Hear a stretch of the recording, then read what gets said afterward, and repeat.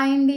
Welcome to home entertainments for health. నేను మీ సత్య. ఈ వీడియోలో పాలకూరతో మంచి స్పినచ్ మసాలా దోస ఎలా ప్రిపేర్ చేసుకోవాలో చూపించబోతున్నాను. దాంతోపాటు ఈ పాలకూరని ఎవరు తినవచ్చు, ఎవరు అస్సలా తినకూడదు, తినడం వలన ఎలాంటి ప్రమాదాలు వస్తాయో ఇవన్నీ కూడా ఈ వీడియోలో అయితే డిస్కస్ చేస్తాం. ఫస్ట్ ఈ పాలకూరతో చేసుకున్నటువంటి స్పినచ్ మసాలా దోసని ఒక లైక్ వేసుకోండి. Money home entertainment for health channel subscribe చేసుకోండి. ఈ స్పినచ్ మసాలా దోస చాలా గుల్లగా ఉండి చాలా టేస్ట్గా ఉండి అసలు ఇందులో పాలకూర వేసామా మనము అన్నట్లుగా ఉంటుంది. అంత టేస్టీగా ఉండే దోస ప్రిపేర్ చేసుకుంటూ పాలకూరని ఎవరు తినకూడదో చూద్దాం.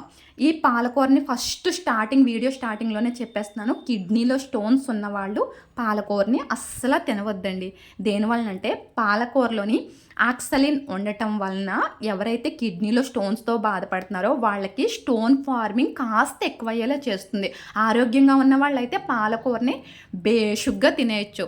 సో ఈ పాలకూరతో చేసుకునే స్పినచ్ మసాలా దోసకి ముందుగా పాలకూరని బాగా శుభ్రం చేసుకోవాలి. అంటే పెస్టిసైడ్స్ ప్రాబ్లం ఉంది కనుక సో ఈ రకంగా కాస్తంత సాల్ట్, నిమ్మకాయ వేసుకున్న వాటర్లో ఒక్క 10 మినిట్స్ ఉంచుకుంటే చక్కగా మనకి పాలకూర క్లియర్ అయిపోతుందండి. ఈ స్పినచ్ మసాలా దోస అనేది చాలా టేస్ట్గా ఉంటుంది. అసలు ఇందులో పాలకూర వేసినట్టుగానే తెలియదు.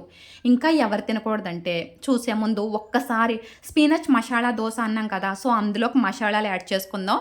ఒక 2 స్పూన్స్ మినప్పప్పు, 2 స్పూన్స్ ధనియాలు, 2 స్పూన్స్ మెంతులు అనుకుంటున్నారా? ఓన్లీ 1 స్పూనే వేసుకోండి మెంతులు. టేస్ట్ని బట్టి 2 స్పూన్స్ వేసుకోండి. జీలకర్ర 1.5 స్పూన్ వేసుకుని గ్యాస్ని లో ఫ్లేమ్లో పెట్టి దోరగా వేయించుకోవాలి. మరీ మార్చేసుకుంటే మనకి స్పినచ్ మసాలా దోస మాడిపోయిన దోశలాగా అవుద్ది. సో అలా అవ్వకూడదు అంటే కేర్ఫుల్గా మీ గ్యాస్ని మీడియం ఫ్లేమ్లో పెట్టి చక్కగా ఓపికతో హౌస్ వైఫ్స్ ఈ రెసిపీ అనేది చేసుకోవాలి. ఎంత ఓపికతో చేసుకున్నామో టేస్ట్ కూడా డబల్ ఉంటుంది. సో ఆ ఫ్రై అయిన చల్లారేలోగా ఈ యొక్క పాలకూరని బాగా వాష్ చేసుకుని చిన్న పీసెస్ కింద కట్ చేసుకోండి. చాలామంది చూసే ఉంటారు దోశల్లో పాలకూరని ఉడకబెట్టి చక్కగా దోశ బ్యాటర్లో కలిపేస్తూ ఉంటారండి. కానీ అలా చేయడం వల్ల పాలకూరలో ఉన్నటువంటి వాల్యూస్ అన్నీ కూడా మనం లాస్ అవుతాము.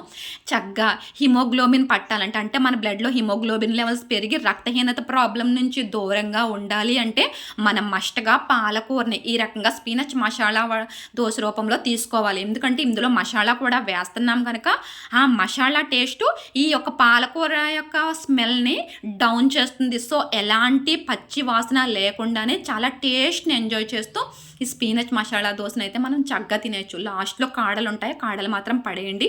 ఈ దోశలో కాడలు అంత బాగుండవు. సో చక్కగా మనకు పాలకూర అయితే రెడీ అయిపోయిందండి. ఈ పాలకూరని మోకాళ్ళ నొప్పులు, కీళ్ల నొప్పులు అంటారు కదా, ఆ కీళ్ల నొప్పులు ఉన్న వాళ్ళు తినవద్దు. ఎందుకు తినవద్దు అంటే ఇప్పుడు ఒకసారి చూసేయండి. ఈ రెసిపీని, ఈ స్పినచ్ మసాలా దోశ రెసిపీని నేను రాగి పౌడర్తో చేసుకుంటున్నానండి. దీనికోసం ఒక 1/2 కప్పు రాగి పౌడర్ వేసుకోండి. పోనీ 1/2 కప్ మాకు సరిపోదు అనుకుంటే ఇంకో 2 స్పూన్స్ వేయండి. 1/2 కప్కి కప్ పాలకూర వేసుకోవాలి. అంటే ఇక్కడ ప్రొసీజర్ ఏంటంటే వంతుకి 2 వంతులండి పాలకూర. మనం ఏ పిండి తీసుకున్నా 1 వంతు పిండి 2 వంతులు పాలకూర వేసుకోవాలి. ఆ ప్రకారంగానే 1/2 కప్పు రాగి పిండి, 1 కప్పు పాలకూర వేసుకున్నాం. ఇప్పుడు ఇందులోకి ఏవైతే మనం చక్కగా ఫ్రై చేసి పెట్టుకున్నామో మసాలాలో ఒక మంచి ఫ్లేవర్ వస్తుందండి. హౌస్ వైఫ్స్ చేతులు చూసారా ఎంత దృఢంగా ఉన్నాయో, కొండని సహితం పిండిని చేసేయగలరు చూసారా. ధనియా, జీలకర్ర, మెంతులు వీటన్నిటితో చేసుకున్న మసాలా పౌడర్ని ఇలా బండ్లో కుమ్మేసేసరికి ఈ పాలకూరలో యాడ్ చేస్తూ ఉంటే చాలా మంచి మసాలా ఫ్లేవర్ వచ్చి మొత్తం మన నాసికా పుట్టాలన్నీ కూడా హ్యాపీగా ఫీల్ అవుతాయండి. అంటే ముక్కు చాలా సంతోషిస్తుంది.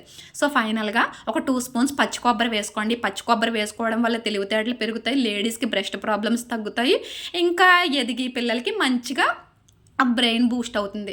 సో టేస్ట్కి సరిపడినంత సాల్ట్ మాత్రమే వేయండి. ఎందుకంటే పాలకూరలో సాల్ట్ కంటెంట్ అధికంగా ఉంటుంది, నేను మళ్ళీ చెప్తున్నాను. సో టేస్ట్ని బట్టి చూసుకుని వేసుకోండి సాల్ట్. సో బాగా మిక్స్ చేసేయండి. మిక్స్ చేసేసి ఇప్పుడు వాటర్ యాడ్ చేసుకోవాలి. ఈ వాటర్ అనేది ఒకేసారి యాడ్ చేయకుండా పిండిని కలుపుతూ యాడ్ చేసుకోవాలి. ఒక కరెక్ట్ స్ట్రక్చర్ వస్తుంది. ఆ స్ట్రక్చర్ వచ్చినప్పుడు ఆఫ్ చేసుకోవాలండి. ఇది పాలకూరని కీళ్ళ నొప్పులు ఉన్న వాళ్ళు తినకూడదు అని ఎందుకంటున్నానంటే ఇలా ఒక 10 మినిట్స్ ఉంచండి 10 మినిట్స్, లేదంటే 1 అవర్ ఉంచి చక్కగా దోశలు వేసేసుకుంటే చాలా బాగుంటాయండి. బాగా వేడివేడిగా ఉన్న ప్యాన్ మీద స్లోగా అప్లై చేయాలి. ఇది మనం వరిపిండితో చేసుకుని కరాచీనోకి ఎక్కువ వేసుకుని వరిపిండితో చేసుకున్న దోశలు అయితే ఒక్క గరిట పిండి వేయగానే మొత్తం రేకంతా స్ప్రెడ్ అయిపోతుంది. కానీ ఇవి హెల్త్ కోసం చేసుకుంటుంది, బ్లడ్ పట్టడం కోసం చేసుకుంటుంది. ఈ పాలకూరలో ఉన్నటువంటి పోషకాలతో మన బాడీ కంప్లీట్ న్యూట్రిషియన్స్ని అబ్జర్వ్ చేసుకుంటుంది. సో అలాంటి దోశ కనుక మనము ఆరోగ్యంగా ఉండటానికి ఈ స్పీనచ్ మసాలా దోశ ఎంత బాగా ఉపయోగపడుతుందో, ఆరోగ్యం బాగా లేని వారికి, అంటే కిడ్నీలో స్టోన్స్ ఉన్నవారికి, కీళ్ళ నొప్పులు మోకాళ్ళ నొప్పులు ఉన్న వాళ్ళకి ఈ పాలకూర అనేది అంత ఇబ్బంది పెట్టేస్తుంది. సో ఇందులో ఉన్నటువంటి ప్యూరిన్ ఆక్సాలిన్ వలన ఈ ఇబ్బందులు ఎదురవుతున్నాయి అనేసి పరిశోధనలో తెలిసింది. మీరు జనరల్గా డాక్టర్ దగ్గరికి వెళ్ళినప్పుడు కూడా ఈ సమస్యలతో బాధపడుతున్నట్టయితే పాలకూరని కాస్త దూరం పెట్టండి అంటారు. అలా కాకుండా ఆరోగ్యంగా ఉండి మూత్రపిండాల్లో స్టోన్స్ లేకుండా, కీళ్ళ నొప్పులు లేకుండా ఉన్న వాళ్ళకి ఈ స్పీనచ్ మసాలా దోశ అనేది ఒక అద్భుతమైనటువంటి మెడిసిన్లా కూడా పనిచేస్తుందండి. సో ఎవరైతే ఎలాంటి హెల్త్ కంప్లైంట్లు లేకుండా ఉన్నారో వాళ్ళకి చక్కగా మంచిగా బ్లడ్ పడుతుంది. ఇందులో ఉన్న పోషకాలతో వాళ్ళు చాలా ఆరోగ్యంగా తయారయ్యి మంచిగా బాడీ అంతా డీటాక్సిఫికేషన్ అయ్యేలాగా అయితే వాళ్ళ హెల్త్ ఉంటుందండి. అంత మంచిగా ఈ పాలకూరతో చేసినటువంటి స్పీనచ్ మసాలా దోశ అనేది వాళ్ళ హెల్త్ని ప్రొటెక్ట్ చేస్తుంది. కానీ ఏదైనా సరే హెల్త్ కాంప్లికేషన్స్ ఉన్న వాళ్ళు మాత్రం డాక్టర్ సలహా మేరకు మాత్రమే ఈ పాలకూరని తీసుకోవాలి. మిగిలిన లీఫీ వెజిటేబుల్స్ అన్నీ కూడా, అంటే తోటకూర, మెంతికూర, ఇలా చుక్కకూర, ఇవన్నిటి వలన కూడా చాలా హెల్త్ బెనిఫిట్స్ ఉన్నాయి. ఓన్లీ ఈ పాలకూరని మాత్రం, ఈ పాలకూరతో చేసిన రెసిపీస్ని మాత్రం హెల్త్ కంప్లైంట్లు ఉన్న వాళ్ళు డాక్టర్ సలహా మీద మాత్రమే తీసుకోండి. సో ఇంకెందుకు లేట్ అండి, మనకి చక్కగా రెడీ అయిపోయి చక్కగా అటు ఇటు రోస్ట్ చేసుకుని ఆయిల్ స్ప్రింకిల్ చేసుకుని మెత్తగా ఇలా నోట్లో వేసుకుంటే అలా కరిగిపోయేలా ఉండి తింటే ఇది పాలకూరతో చేసిన స్పీనచ్ మసాలా దోశ, లేకపోతే జనరల్గా మసాలా దోశ అన్న ఫీలింగ్ కల్పించేటటువంటి ఈ స్పీనచ్ మసాలా దోశలను అయితే చక్కగా టేస్ట్ చేసేద్దామండి.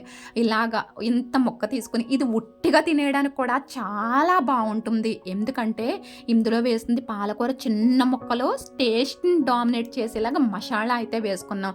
సో నోట్లో పెట్టుకోగానే చాలా మంచిగా, చాలా టేస్ట్గా ఒక డిఫరెంట్ అనుభూతిని అయితే కల్పిస్తుందండి. సో అలాంటి ఈ పాలకూరతో చేసినటువంటి స్పీనచ్ మసాలా దోశని అయితే ప్రతి ఒక్కరూ ట్రై చేయండి. ఎవరైతే హెల్త్ కాంప్లికేషన్స్ ఎవరూ లేరో వాళ్ళు ధైర్యంగా తినండి. కీళ్ళ నొప్పులు, కిడ్నీలో స్టోన్స్ ఉన్న వాళ్ళు మాత్రం డాక్టర్ని సజెస్ట్ చేసి తినండి. మిగిలిన వాళ్ళందరూ, పిల్లలు పెద్దవాళ్ళు కూడా బ్లడ్ పట్టడానికి, బ్రెయిన్ బూస్టింగ్ అవ్వడానికి, యాంటీ ఆక్సిడెంట్, బాడీని డీటాక్సిఫికేషన్ చేయడానికి, రెసిస్టెన్స్ పవర్ని పెంచడానికి వీటన్నిటికీ కూడా పాలకూర అద్భుతంగా పనిచేస్తుంది. సో ముక్కకి టేస్ట్ని ఎంజాయ్ చేస్తూ తినేలా అయితే ఈ స్పీనచ్ మసాలా దోశ ఉంటుంది. వీడియోని లైక్ చేసుకోండి, మన ఛానల్ని సబ్స్క్రైబ్ చేసుకోండి.